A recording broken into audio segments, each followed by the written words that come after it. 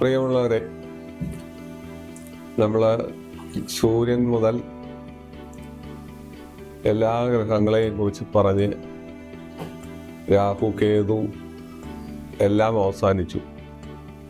പക്ഷെ ഇതൊക്കെയാണെങ്കിലും ഈ 9 പേര് കഴിഞ്ഞാൽ 10-മൊരാളുണ്ട്. അയാളൊരു ഗ്രഹമല്ല, പക്ഷെ ഗുളികനാണ്. ആ ഗുളികനെ കുറിച്ച് കൂടി പറയാതെ ഇരിക്കാൻ പറ്റില്ല. പ്രേക്ഷകർ ആവശ്യപ്പെട്ടിരുന്ന ഗുളികനെ കുറിച്ച് സംസാരിക്കണം, അത് അത്യന്താപേക്ഷിതമാണ് എന്നെല്ലാം പറഞ്ഞ് ഒരുപാട് പേര് വിളിച്ചു പറഞ്ഞു. രാഹുകേതുക്കളെ വിട്ടുകളയാവുന്നത് ഇപ്പം അവരെക്കുറിച്ചും ഗുളികനെക്കുറിച്ചും പറയണം എന്ന് പറഞ്ഞതുകൊണ്ടാണ് ഈ ഒരു ചെറിയ അധ്യായം ചേർക്കുന്നത്. ശനിയുടെ പുത്രനാണ് ഗുളികൻ. ഇതിനെക്കുറിച്ചൊക്കെ കഥകളുണ്ട്, ഒരുപാട് കഥകൾ നമ്മുടെ നാട്ടിൽ പ്രചരിച്ചിട്ടുണ്ട്. ഈ കഥകളിലെല്ലാം പതിരുണ്ടോ എന്ന് ചോദിച്ചാൽ അത് കേൾക്കാൻ രസമാണ്, അതിന് യുക്തിയുണ്ടോ എന്നൊന്നും ചോദിച്ചു പോകരുത്. കാരണം രാവണൻ മഹാജ്ഞാനിയായിരുന്നു, സർവശക്തനായിരുന്നു, ശിവന്റെ ശിഷ്യനായിരുന്നു. അദ്ദേഹത്തിൻ്റെ കയ്യിൽ ചന്ദ്രഹാസമുണ്ട്. ചന്ദ്രഹാസം കൊടുത്തത് ശിവനാണ്. ചന്ദ്രഹാസം കൊടുത്ത സമയത്ത് ശിവൻ പറഞ്ഞിരുന്നു, ഉപയോഗിക്കരുത്, യാതൊരു കാരണവശാലും അനാവശ്യമായിട്ട് ഈ ആയുധം ഉപയോഗിക്കരുത്, ഉപയോഗിച്ചാൽ അതിൻ്റെ ശക്തി നഷ്ടപ്പെടും. പക്ഷെ രാവണൻ മഹാജ്ഞാനിയായിരുന്നെങ്കിലും തൻ്റെ കയ്യിൽ പല ദുർബലതകളുണ്ടായിരുന്നു. സീതയെ തട്ടിക്കൊണ്ടുപോകുന്ന സമയത്ത് ജടായുവിനെ വെട്ടി. ആദ്യം ജടായുവിനെ വെട്ടി. മറ്റ് പല സ്ഥലത്തും ഈ ചന്ദ്രഹാസമൊക്കെ അദ്ദേഹം ഉപയോഗിക്കാൻ പറ്റാത്തിടത്ത് ഉപയോഗിക്കാനൊക്കെ നോക്കി. അത് അങ്ങനെ പോട്ടെ, കഥകളിങ്ങനെ നമുക്ക് നീട്ടി പറയണ്ട. അപ്പം ഈ മഹാജ്ഞാനിയായ രാവണൻ നവഗ്രഹങ്ങളെ മുഴുവൻ പിടിച്ച് തൻ്റെ കൊട്ടാരപ്പടവിൽ കമഴ്ത്തി കിടത്തി, എന്നിട്ട് ചവിട്ടി കയറി നടക്കും. ഇതെന്തെന്ന് വെച്ചാൽ, തൻ്റെ ഭാര്യ ഗർഭിണിയായിരിക്കുന്ന സമയത്ത് ഇന്ദ്രജിത്ത് പുത്രൻ ജനിക്കുമ്പോൾ അദ്ദേഹം ആഗ്രഹിക്കുന്ന സ്ഥലത്ത് നവഗ്രഹങ്ങൾ നിൽക്കണം.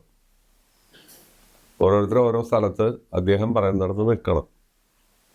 ഇതൊക്കെ നമുക്ക് ഈ 21-ാം നൂറ്റാണ്ടിൽ ഞാനിരുന്ന് പറയുമ്പോൾ അല്പം ഉള്ളിൽ ചിരി വരും. ഉള്ളത് പറഞ്ഞാൽ ഉറിയും ചിരിക്കും എന്ന് പറഞ്ഞാൽ മതി.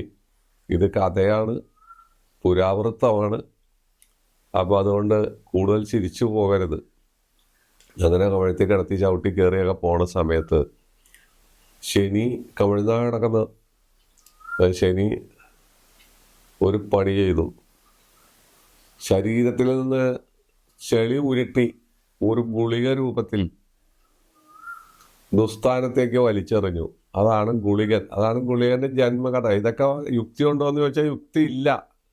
ഇങ്ങനെയൊക്കെ ഒരു മകനുണ്ടാവുമെന്നൊക്കെ ചോദിച്ചാൽ നമുക്ക് പറയാൻ പറ്റില്ല.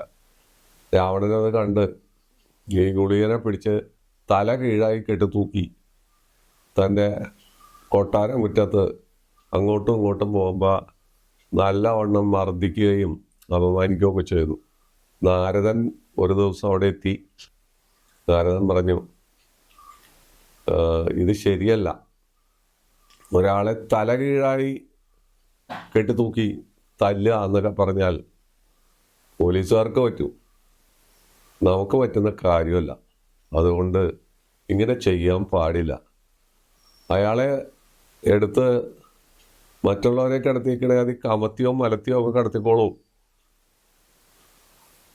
അതുകൊണ്ട് കുഴപ്പമൊന്നുമില്ല എന്ന് പറഞ്ഞപ്പോൾ മഹാജ്ഞാനിയുടെ മഹാജ്ഞാനം മറഞ്ഞ് നാരദൻ പറഞ്ഞ രീതിയിൽ കക്ഷി ചെയ്തു.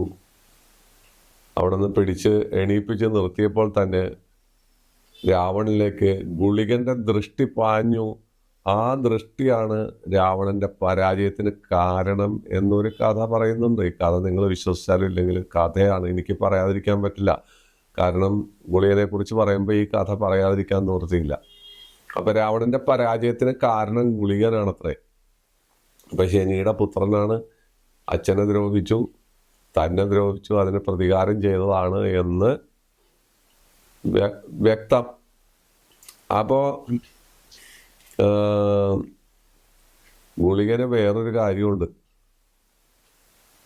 നമ്മുടെ നാട്ടിൽ നടക്കുന്ന, ഭൂമിയിൽ നടക്കുന്ന എല്ലാ ജനനത്തിനും സാക്ഷിയാണ് ഗുളികൻ.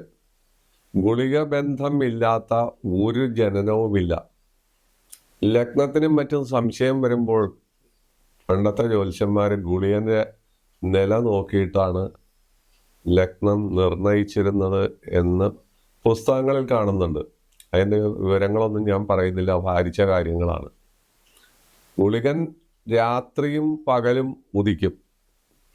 പകൽ രാശിയിലും രാത്രി രാശിയിലും 2 വട്ടം ഗുളികൻ ഉദിക്കും. അത് പഞ്ചാംഗത്തിലുണ്ടാവും. എല്ലാ നല്ല പഞ്ചാംഗങ്ങളിലും ഗുളികോദയം കൃത്യമായി കൊടുത്തിട്ടുണ്ടാവും. അപ്പോൾ ഗുളികകാലം നമുക്ക് അതിൽ നിന്ന് മനസ്സിലാക്കാം. പിന്നെ ഗുളികകാലം എന്ന് കേൾക്കുമ്പോൾ നമുക്ക്, ഗുളികൻ എന്ന് കേൾക്കുമ്പോൾ അതിഭയങ്കരനാണ്. അയാളെ എവിടെ നിൽക്കുന്നു അവിടെ ചീത്തയാക്കും. അയാളെ സംബന്ധിച്ച് സൽപ്രവൃത്തികളൊന്നും ഇല്ല. ഗുളിക ഭവനാധിപത്യം എന്നൊക്കെ ജ്യോത്സ്യന്മാർ പറയുന്ന കാര്യം, ഗുളികൻ എവിടെ നിൽക്കുന്നു ആ ഭവനത്തിനെയാണ് ഗുളിക ഭവനാധിപത്യം എന്നും ആ സ്ഥലത്തിന് ഗുളിക ഭവനാധിപത്യം എന്ന് പറയും. പക്ഷെ ഗുളിക കാലം നമ്മുടെ രാഹുകാലം പോലെയും വ്യാഴകാലം പോലെയൊക്കെ ഗുളികകാലമുണ്ട്. ഗുളികകാലം പല നല്ല കാര്യങ്ങളും ചെയ്യാനായിട്ട് നല്ലതാണ്. കടം വീട്ടാം, വീടിന് കട്ടില വയ്ക്കാം, ഗൃഹാരംഭ പ്രവേശങ്ങൾ നടത്താം, വിദ്യാരംഭം കുറിക്കാം, കച്ചവടം ആരംഭിക്കാം, ഔഷധ സേവ നടത്താം, ഭരണപരമായ ഭാരമേൽക്കാം. ഇതുപോലെ ഒരുപാട് വിവാഹത്തിനും ഇത് ഗുളികകാലം മുഹൂർത്തമായി എടുക്കുന്നുവെന്ന് കേൾക്കുമ്പോൾ നിങ്ങൾ അത്ഭുതപ്പെടും. സത്യം അതാണ്. അപ്പോൾ ഗുളികകാലം എപ്പോഴാണെന്ന് നോക്കാം. തിങ്കളാഴ്ച, ഞായറാഴ്ച 3 മുതൽ ഉച്ചയ്ക്ക് 3 മുതൽ 4:30 വരെ 1.5 മണിക്കൂർ ഗുളികകാലം. തിങ്കളാഴ്ച 1:30 മുതൽ 3 വരെയാണ് ഗുളികകാലം. ചൊവ്വാഴ്ച 12 മണി മുതൽ 1:30 വരെ ഗുളികകാലമാണ്. ബുധനാഴ്ച 10:30 മുതൽ 12 വരെ ഗുളികകാലമാണ്. വ്യാഴാഴ്ച 9 മുതൽ 10:30 വരെ. വെള്ളിയാഴ്ച 7:30 മുതൽ 9 വരെ. ശനിയാഴ്ച 6 മുതൽ 7:30 വരെ. ഇതാണ് ഗുളിക ഉദയത്തിൻ്റെ സമയം, ഗുളിക കാലം എന്ന് പറയുന്നത്. ഈ സമയത്ത് മേൽപ്പറഞ്ഞ കാര്യങ്ങൾ ചെയ്യാം. മറ്റു കാര്യങ്ങൾ കൂടി അനുകൂലമായി വരണം. ഗുളികകാലത്ത് ചെയ്യാവുന്ന കാര്യങ്ങളും ഗുളികകാലത്തിൻ്റെ പ്രത്യേകതകളും ഞാൻ പറഞ്ഞു. ഇനി ഗുളികൻ, ഈ ഭയങ്കരനായ ഗ്രഹം, ഈ ഭയങ്കരനായ ആള് എവിടെ നിന്നോ അവിടെ ചീത്തയാക്കും. അയാൾക്ക് ലഗ്നാൽ 3, 6, 11 ഇത്രയും സ്ഥലത്താണ് അയാൾക്ക് എന്തെങ്കിലും ഒരു, അത് 6, 11 ഭാവങ്ങളിൽ മാത്രമാണ് കാര്യഗൗരവമായ എന്തെങ്കിലും ഗുണങ്ങൾ അയാൾ തരുന്നത്. ചന്ദ്രാലാണെങ്കിലും ഈ 3, 6, 11 ഭാവത്തിൽ മാത്രമേ അയാൾ എന്തെങ്കിലും അനുകൂലമായി ചലിക്കൂ.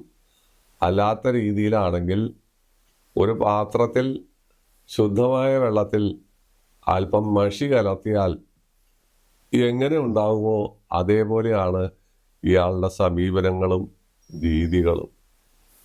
അപ്പോൾ ഇയാളെ സംബന്ധിച്ച് പറയുമ്പോൾ, ഇത് ഗുളികൻ എന്ന് പറയുന്ന ആ സാധനം നമ്മെ ഏതെല്ലാം തരത്തിൽ വിഷമിപ്പിക്കുന്നു, ഏതെല്ലാം തരത്തിൽ പീഡിപ്പിക്കുന്നു എന്നുള്ളത് അയാളുടെ നിലപാട് വെച്ചിട്ടാണ് നമ്മൾ പറയുന്നത്. ഓരോ സ്ഥലത്ത് അയാൾ നിൽക്കുന്നതിനെക്കുറിച്ചും അയാളുടെ വീക്ഷണത്തെക്കുറിച്ചും മറ്റു കാര്യങ്ങളെക്കുറിച്ചും. ഇയാളുടെ ദോഷത്തെ ഹനിക്കാൻ ഒരാൾക്കും പവറില്ല.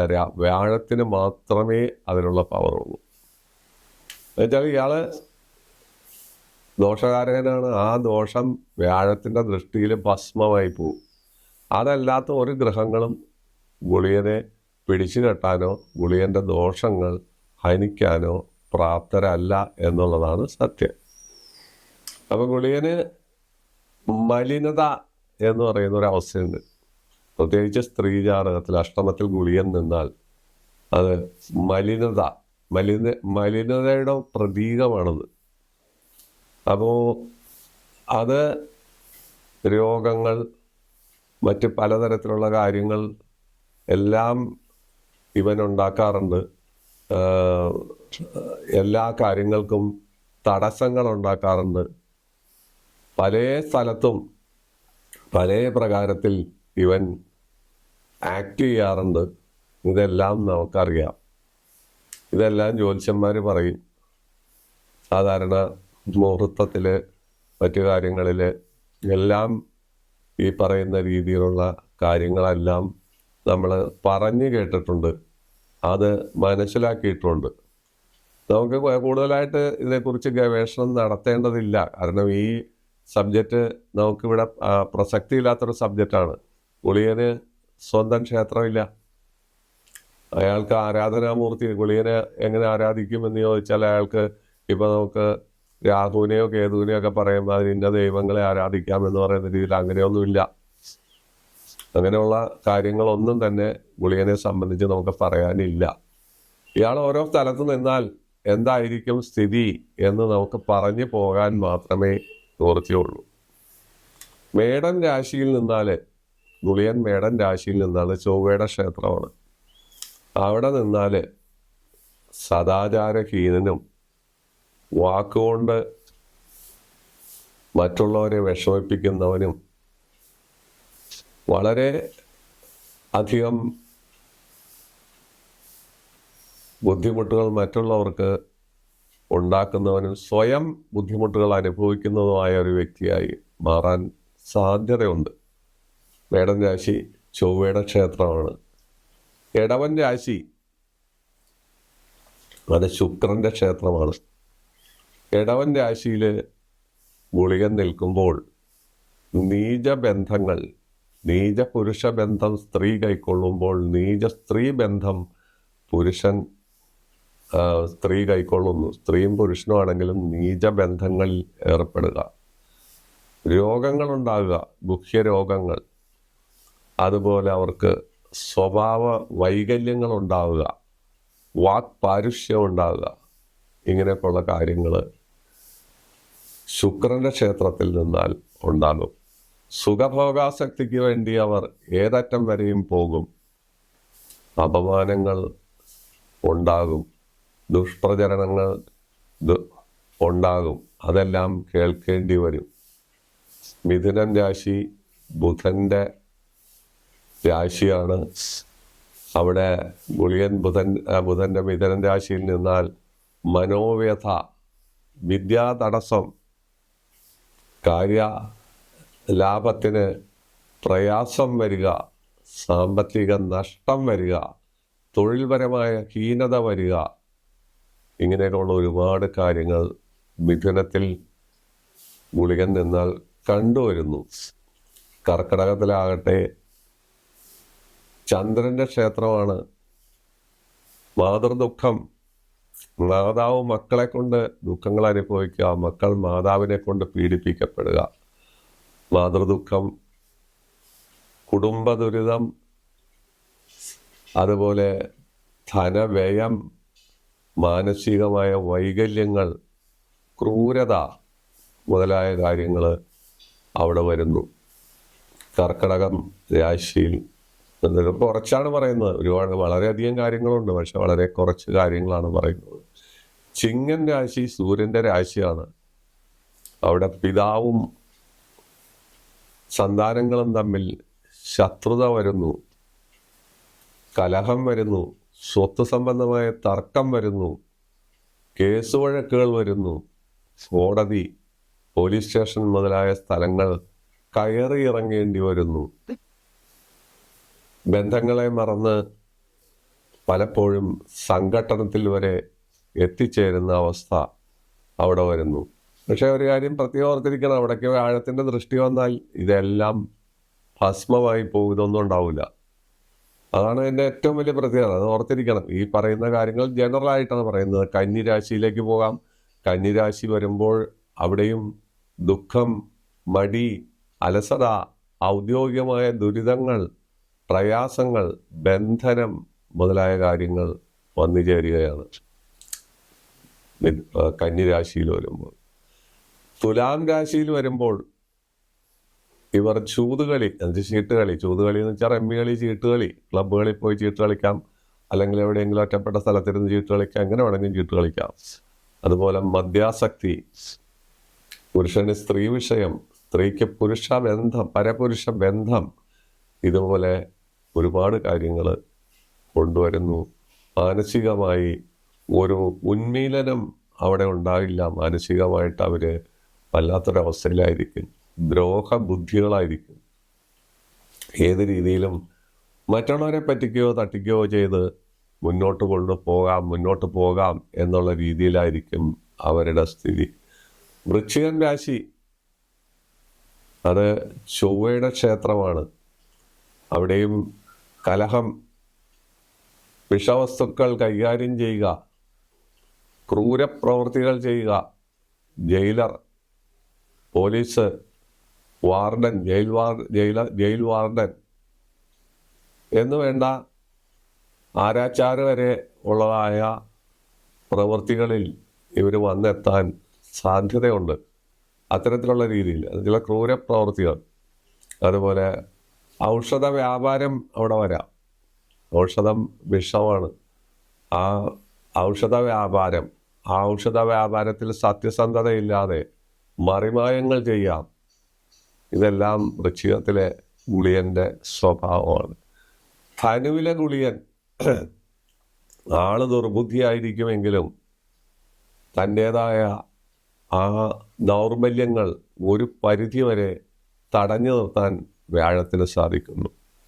ജനദ്രോഹപരമായ കാര്യങ്ങൾ, പൊതുജന മധ്യത്തിൽ അവർ അപഹാസ്യരാകുക, പൊതുജനങ്ങളെ പറ്റിക്കുക, തട്ടിപ്പുകൾ, കുറി, അതുപോലെ ഷെയർ ബിസിനസ്, അതുപോലുള്ള കാര്യങ്ങളെല്ലാം പറഞ്ഞ് ആടുതേക്ക് മാഞ്ചിയം മുതലായ പരിപാടികൾ പോലെ ആളുകളെ പറ്റിച്ച് ഗുരുവായൂർ വിലകൾ തരാം, അവിടെ സുഖതാമസത്തിന് സൗകര്യം തരാമെന്നൊക്കെ പറഞ്ഞ് ആളുകൾ പണം പറ്റിച്ച ഒരുപാട് കേസുകൾ ഇന്ന് കോടതിയിലുണ്ട്. അതുപോലുള്ള പ്രവൃത്തികൾ സാധാരണഗതിയിൽ ധനുവിൽ നിന്നാൽ വരും. മകരം രാശിയിൽ ഗുളികൻ നിന്നാൽ സാധാരണഗതിയിൽ ഈ പറഞ്ഞതിൽ നിന്ന് അല്പസ്വല്പം വ്യത്യാസം വരികയാണ്. സുഖം, ധനം, പ്രതാപം, ഐശ്വര്യം, എന്നാൽ പ്രവൃത്തികളിലൊന്നും സുതാര്യതയില്ലാത്ത അവസ്ഥ. പ്രവൃത്തികൾ സുതാര്യത കാണില്ല. ധനവാനായിരിക്കും, പ്രതാപിയായിരിക്കും, ഐശ്വര്യവാനായിരിക്കും, പക്ഷേ പ്രവൃത്തികൾ ജനഹിതത്തിനോ മറ്റുള്ളവരുടെ താല്പര്യത്തിനോ അനുസരിച്ചായിരിക്കില്ല എന്നുള്ളൊരു വ്യത്യാസവും അവിടെ വരും. അത് കഴിഞ്ഞാൽ കുംഭം രാശിയാണ്. കുംഭൻ രാശിയിലും ശനിയുടെ ക്ഷേത്രമാണ്. അച്ഛനും മകനുമാണ് ഇവർ തമ്മിൽ. അതുകൊണ്ട് കുംഭൻ രാശിയിലും ഗുളികൻ സാമാന്യം അനുകൂലമായ അന്തരീക്ഷമായിരിക്കും കൊടുക്കുന്നത്. കുംഭൻ രാശിയിൽ നിൽക്കുമ്പോൾ ധനം സമ്പാദിക്കും. നേരായ മാർഗത്തിലായിരിക്കില്ല, വളഞ്ഞ വഴിയിൽ കൂടി ധനം സമ്പാദിക്കും. ആ ധനം സൂക്ഷിച്ചു വെച്ച് തനിക്ക് പ്രയോജനപ്പെടാതെ തേൻ ശേഖരിച്ചു വെച്ച് ഉള്ളാടം വന്ന് എടുത്തുകൊണ്ടു പോകുന്ന അവസ്ഥയിൽ മറ്റുള്ളവരാൽ അത് ഉപയോഗിക്കപ്പെടുകയും അതിൽ ഖിന്നനായി ദേശസഞ്ചാരിയായി നടക്കേണ്ടി വരികയും ചെയ്യുന്ന അവസ്ഥ പറയാൻ പറ്റും. മീനൻ രാശിയാണ് അവസാനത്തെ രാശി. അത് വ്യാഴത്തിൻ്റെ ക്ഷേത്രമാണ്. വ്യാഴത്തിൻ്റെ ക്ഷേത്രത്തിൽ നിൽക്കുന്ന ഗുളിയന് ഒരുപാട് നിയന്ത്രണങ്ങൾ വ്യാഴം കൊണ്ടുവച്ചിട്ടുണ്ട്. ആ നിയന്ത്രണം വിട്ട് മുന്നോട്ട് പോകാൻ, ആ മതിൽക്കെട്ടിന് പുറത്തേക്ക് പോകാൻ വ്യാഴം സമ്മതിക്കാത്തത് കാരണം മീനൻ രാശിയിലെ ഗുളിയൻ ദുർബുദ്ധിയും അനാവശ്യമായ ധനവ്യയം നടത്തുന്നവനും ധനസമ്പാദനത്തിനായി അലഞ്ഞു തിരിഞ്ഞു നടക്കുന്നവനും മറ്റുള്ളവരെ ചതിക്കുന്നവനും അതുപോലെ ഭോഗാസക്തിയുള്ളവനും അന്യസ്ത്രീ പ്രസക്തി, അന്യപുരുഷ പ്രസക്തി മുതലായ കാര്യങ്ങൾ ഉണ്ടാകുന്നവനും ചീട്ടുകളി, മദ്യപാനം മുതലായ കാര്യങ്ങളിൽ താല്പര്യമുള്ളവനും ഇതൊക്കെ ആണെങ്കിലും ഇതിനൊന്നും പരസ്യമായി ധൈര്യം ഇല്ലാത്ത അവസ്ഥ അവിടെ ഉണ്ടാകും. കാരണം വ്യാഴത്തിൻ്റെ പ്രസരണ ശക്തി. ഇതാണ് ചുരുക്ക ഭാഷയിൽ പറഞ്ഞാൽ മേടം മുതൽ മീനം വരെ ഉള്ള ഗുളിക ഭവനാധിപത്യത്തിൻ്റെ പ്രത്യേകത. അപ്പോൾ ഗുളിയൻ എവിടെ വരുന്നുവോ ആ സ്ഥലത്തെ മോശമാക്കുന്നു, ചീത്തയാക്കുന്നു എന്നുള്ളതാണ്. ഇതിന് മറ്റ് ഗ്രഹങ്ങളെ സംബന്ധിച്ചിടത്തോളം പ്രതിവിധിയില്ല. വ്യാഴത്തിന് മാത്രമേ ഇയാളെ പ്രതിവിധിയോടുകൂടി, നോട്ടത്തോടുകൂടി ഇയാളുടെ ദൂഷ്യങ്ങൾ ഭസ്മീകരിക്കാൻ സാധിക്കൂ എന്നുള്ള സത്യം നേരത്തെ പറഞ്ഞു. ഗുളികദോഷത്തിന്, ഗുളിയൻ പ്രശ്നത്തിലെല്ലാമാണ് ഈ പല പ്രശ്നങ്ങളിലൊക്കെയാണ് അഷ്ടമംഗല പ്രശ്നം, മറ്റ് പ്രശ്നങ്ങളിലെല്ലാമാണ് ഗുളിയൻ ബാധകാധിപനായി അല്ലാത്ത രീതിയിലെല്ലാം വരുന്നതും പ്രയോഗിക്കപ്പെടുന്നതും. നമ്മുടെ സാധാരണ രീതിയിലുള്ള കാര്യങ്ങളിലല്ല. അത് പ്രത്യേകം ഓർത്തിരിക്കണം. സാധാരണ നമ്മൾ ഗുളികനെ മാ എന്ന് വെച്ചാൽ ശനി, മാന്ന് നീട്ടി എഴുതിയിട്ടുണ്ടാവും. അതാണ് മാന്നി എന്ന് പറഞ്ഞ് നമ്മൾ മാർക്ക് ചെയ്തിരിക്കുന്നത്. അതെവിടെ നിൽക്കുന്നു അതനുസരിച്ചായിരിക്കും അതിൻ്റെ കാര്യം. ലഗ്നത്തിൽ ഗുളികൻ നിന്നാൽ വീട്, വാഹനം മുതലായ രാജയോഗങ്ങൾ വരും. 2 ഗുളികൻ നിന്നിട്ടുണ്ടെങ്കിൽ ആ വ്യക്തി ദുഷ്ടവാക്കായിരിക്കും, വെക്കോ കൊഞ്ഞപ്പോ ഉണ്ടാവും, അല്ലെങ്കിൽ അയാൾ പറയുന്നതെല്ലാം വലിക്കും, കൊതിവാക്കുകളായിരിക്കും, അയാളുടെ സംസാരത്തിന് ശുദ്ധി ഉണ്ടാവില്ല. ഇങ്ങനെയൊക്കെയുള്ള കാര്യങ്ങളുണ്ട്. 3 സഹോദര സ്ഥാനത്ത് നിന്നാൽ സഹോദര ദോഷങ്ങൾ വരുത്തും. ഞാൻ ചുരുക്കിയാണ് പറയുന്നത്. 4 വീട്, അമ്മ മുതലായ കാര്യങ്ങളാണ്, അതിനെല്ലാം ദോഷമുണ്ട്. 5 4ഉം 5ഉം മനസ്സിൻ്റെ ആധിപത്യമുണ്ട്. പുത്രസ്ഥാനം കൂടിയാണ്, പുത്രസംബന്ധമായുള്ള പ്രശ്നങ്ങൾ ഉണ്ടാക്കും. 6 ശത്രുസ്ഥാനവും സുഖസ്ഥാനവുമാണ്. അത് 6ൽ നിന്നാൽ അത്തരം കാര്യങ്ങളിൽ വളരെ ശത്രുനാശം വരുത്തും, സുഖാസക്തികൾക്ക് വഴിമരുന്നിടും. 6ൽ നല്ലതായിരിക്കും. 7 ഭാര്യാഭർത്തൃ ബന്ധമാണ്. ആ 7ൽ ലഗ്നാൽ ഗുളികൻ നിന്നാൽ അവിടെ ഭാര്യാഭർത്തൃ ബന്ധത്തിൽ ഒരുപാട് പ്രശ്നങ്ങൾ അയാൾ സൃഷ്ടിക്കും. എന്തൊക്കെയാണെന്ന് ഇവിടെ പറയുന്നില്ല, വേഗം പറഞ്ഞു പോവാണ്. 8 ആയുർസ്ഥാനവും മറ്റു കാര്യങ്ങളും. അഷ്ടമത്തിലെ ഗുളികൻ എപ്പോഴും രോഗങ്ങളും ദുരിതങ്ങളും ഹൃദയ സംബന്ധമായ രോഗങ്ങൾ പ്രത്യേകിച്ച് ഉണ്ടാക്കി വയ്ക്കും. 9 ഭാഗ്യസ്ഥാനമാണ്. ആ ഭാഗ്യസ്ഥാനത്ത് ലഗ്നാൽ ഗുളികൻ നിന്നാൽ ഭാഗ്യത്തിന് കുറവ് വരുത്തും, ഭാഗ്യത്തിന് കളങ്കം വരുത്തും, അതിന് ദോഷം വരുത്തും. 10 കർമ്മസ്ഥാനമാണ്. കർമ്മസ്ഥാനത്ത് ഗുളികൻ നിന്നാൽ അലസത, മടി, ദുഃഖം, മറ്റുള്ള കാര്യങ്ങളെല്ലാം ഉണ്ടാക്കും. 11ൽ ഗുളികൻ നിന്നാൽ അത് രാജയോഗം തരും, എല്ലാ സൗഭാഗ്യാതിശയങ്ങളും തരുന്നു. 12ൽ ഗുളികൻ നിന്നാൽ ഷടത്തമുള്ള വാക്കുകൾ, അനാവശ്യമായി ആളുകളെ വഴക്ക് പറഞ്ഞ് അവർ ദുഃഖിക്കണ കാണുമ്പോൾ ഇവർ ദുഃഖിച്ച് അവരെ വിളിച്ചു വരുത്തി എന്തെങ്കിലും സേവനം ചെയ്യാൻ ശ്രമിക്കുകയും അപ്പോഴും അവിടെ വിഷമങ്ങൾ ഉണ്ടാകുകയും ചെയ്യുന്ന അവസ്ഥകൾ ലഗ്നാൽ ഓരോ ഭാഗത്ത് നിന്നാലും ഉണ്ടാകും. അപ്പോൾ ലഗ്നാൽ വളരെ 6, 11 ഭാവങ്ങളിൽ മാത്രമാണ് അയാൾ ഗുണം തരുന്നത്. ബാക്കി എല്ലാ സ്ഥലത്തും അതാത് ഭാവങ്ങൾക്ക് ദോഷം വരുത്തുന്നു എന്നുള്ളതാണ് ഈ വിദ്വാൻ്റെ ഏറ്റവും വലിയ പ്രത്യേകത. അത് നമ്മൾ മനസ്സിലാക്കിയിരിക്കുക, ഓർത്തിരിക്കുക.